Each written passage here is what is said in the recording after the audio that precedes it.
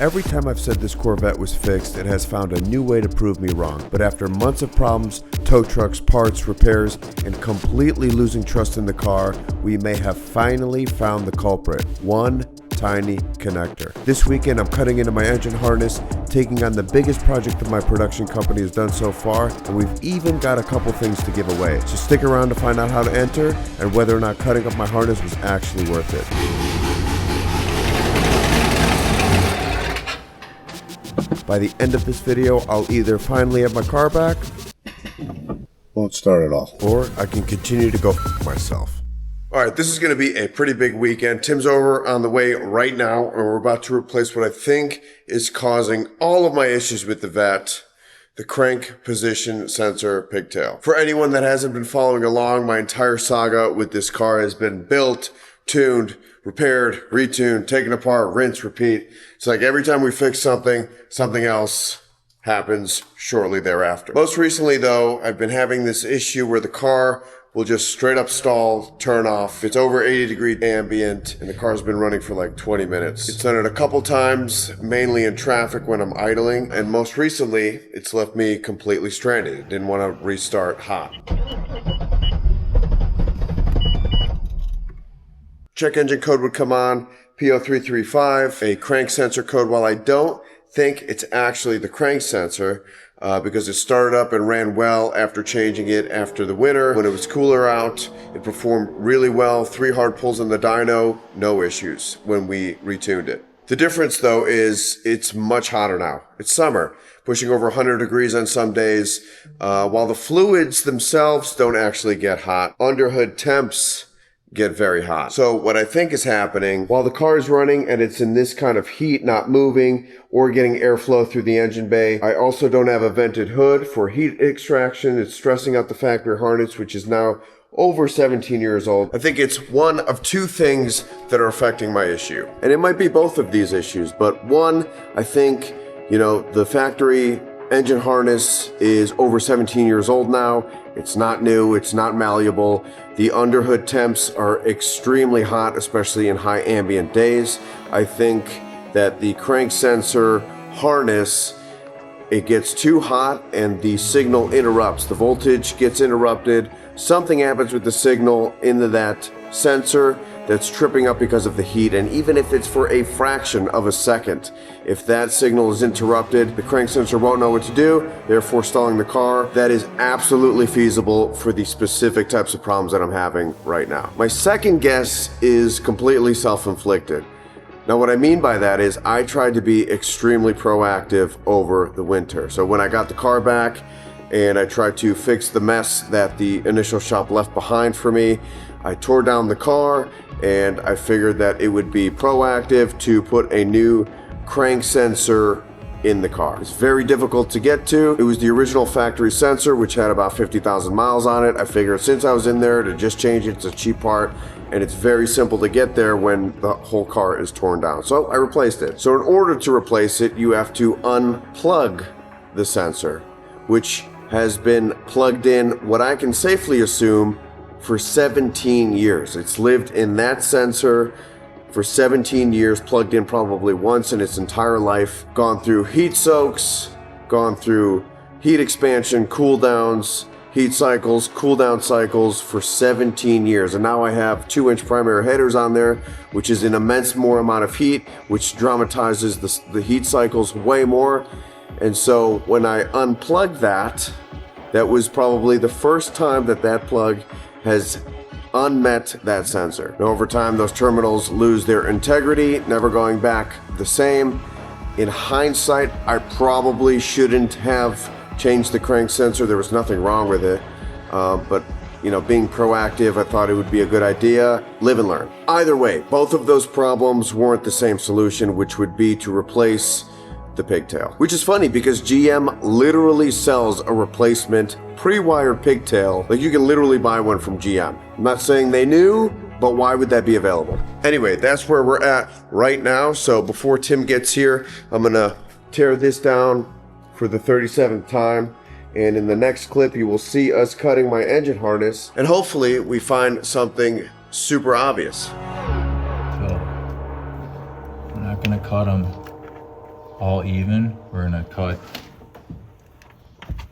cut one back here like this, here, okay? And we're gonna cut one here so there's a stagger so all the connections don't end up in the same exact spot and a big bulge in the wire. So there's all three stagger cut. This one was wrapped around like that for whatever reason, apparently from the factory, because it didn't look like any of the tape we pulled off of it was messed with. Yeah. So this wire right here is really, it's really pliable there, but it gets really stiff there, so it got hot. And it's discolored the stripe on it too. It's not chafed, it's just discolored from heat. You can see it right there where it's like, Yeah. see, it's not really tan, it's like cooked. And this was where that bend was in the wire, so at some point this got hot because this is really, really stiff. Once we cut the factory pigtail off, there wasn't an obvious smoking gun, no completely broken wire or burnt connections. While one of the three wires had clearly been affected by heat, a small section of the insulation was discolored and the wire was noticeably stiffer than the other two. We did strip it back off camera, and the copper strands, while still intact, they had lost some of their normal shine and felt much less flexible than the rest of that wire, and compared to the other two wires in that connector. It wasn't enough to definitively prove that this was in fact a failure, but it was the first physical evidence we found the heat had started degrading this section of the harness. We also probed the terminals to compare their tension, then plugged both the original connector and the new pigtail into a brand new crank sensor. The new pigtail had noticeably more terminal tension and a much tighter connection, while the original connector felt easier to engage and remove. For each connection, we're using high-quality barrel crimp splices rather than basic hardware store connectors. Tim's crimping each wire securely, then seals every connection with adhesive-lined heat shrink to help keep out moisture and prevent any movement or loosening over time. Once all three wires are individually crimped and sealed, we're wrapping the entire repaired section in high-temperature harness tape for an additional layer of protection against any heat or abrasion. The goal is to make this repair as strong, sealed, and reliable as possible, especially considering where this harness lives and how much heat it has to deal with. So it is the next day. I was able to completely put the car back together last night. Unfortunately, it was a little too late last night, and I really didn't want to fire it up and piss off all the neighbors. So I still have no idea if what we did to the harness is actually going to fix my issue. And unfortunately, we're going to have to wait a little bit longer because I'm currently en route to an Xtalgic Films production. So there's a lot of new people here. You may not know I do a lot of high production client work on the side, including passion projects and short films. And this is not a sponsor at all by any means. This is completely separate from my other brand. But we are currently en route to a production for a screenplay that I wrote for a company called Fantic. Not sponsored in any way whatsoever, but they were kind enough to send me 2 more of these to give away to you guys for free. They just wanted to send me 2 more to send to you guys. So I'll show you a little bit about what we're doing on set today, but just not to lose the plot of this video because it is all about the Corvette. If you want a chance to enter the giveaway to win an X10 Cross, stay till the end. So quite a bit has changed with the vent since I've had this issue. There's a lot of stuff that you've seen me do on camera and a lot that I haven't shown on camera. So let's just recap really quick. You guys saw me replace the starter with a brand new starter. I put a little bit of heat protection tape on there. Since then, Tim actually fabricated me a full custom heat shield that mounts to the factory mounting points on the starter that hugs the starter and goes extended past the wires. So it does a much better job protecting the starter plus the wires from the headers. I also re-insulated everything in that general area that I possibly could. So all the wiring harnesses, the cables, the grounds, everything. I even added an additional chassis to engine block ground in line with the factory one. And I mentioned this before, but we replaced the crank sensor over the winter. Since the car was tore down and easy enough to get to again, I just went ahead and replaced it with a brand new crank sensor. I don't want any variables, so we're starting fresh from this problem. So there is a brand new crank sensor that I put in last night. So if you didn't see on camera, when I had the clutch done, I had the guy put a dedicated power wire from the starter all the way back to the trunk to the battery. That actually seemed to help my hot restarts the most. I also sanded down the grounding points, specifically more so on the chassis side. So the way that GM does it, they just paint over those grounding points. So really the only kind of contact for that ground is with the bolt and the threads. By sanding down the tops of it, the entire bolt will have a much more reliable contact patch. And speaking of grounds, I also added 2 more cables to kind of complete the big three. I added another one from the alternator straight to the fuse box post, and also added an additional ground from the block to the chassis. Now, given all of these things, I'm actually the most confident I've ever been with this car after these changes. Now, whether that's false hope or false confidence, we'll see. So let's go knock out this production day and get back to the vet. Turn it up. Who wants the mic right now? I want the mic right now.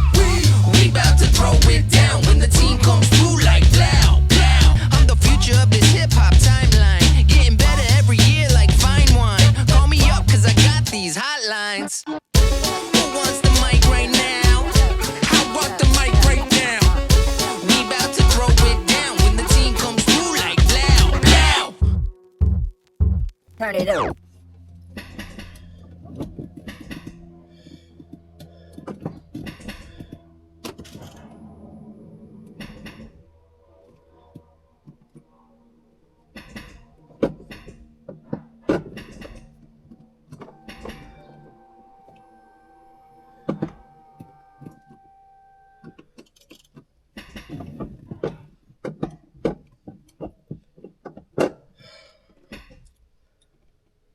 Won't start at all.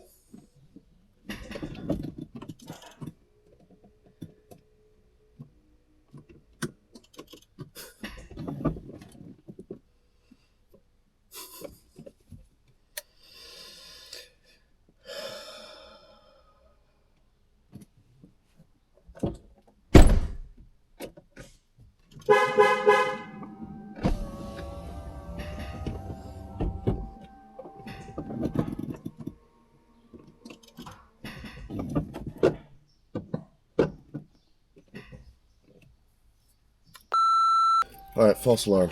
My mistake. Forgot to plug in the starter, but it's plugged in now. Here we go.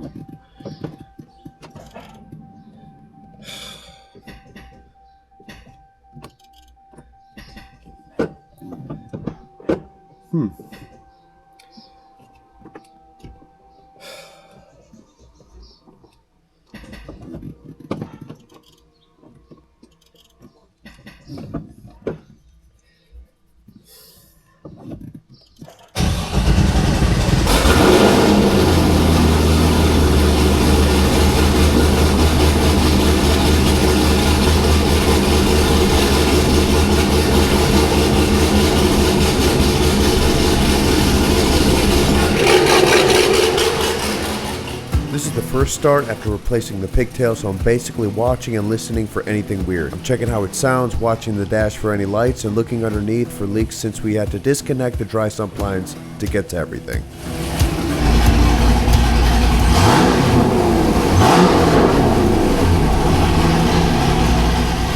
So far, so good. I took it out and drove it for a while, then let it sit here in the driveway and idle for about 20 minutes, and it did well. It didn't stall. That's obviously a really good sign because sitting there hot and idling is one of the times it's given me problems before. But I'm still not ready to say it's fixed.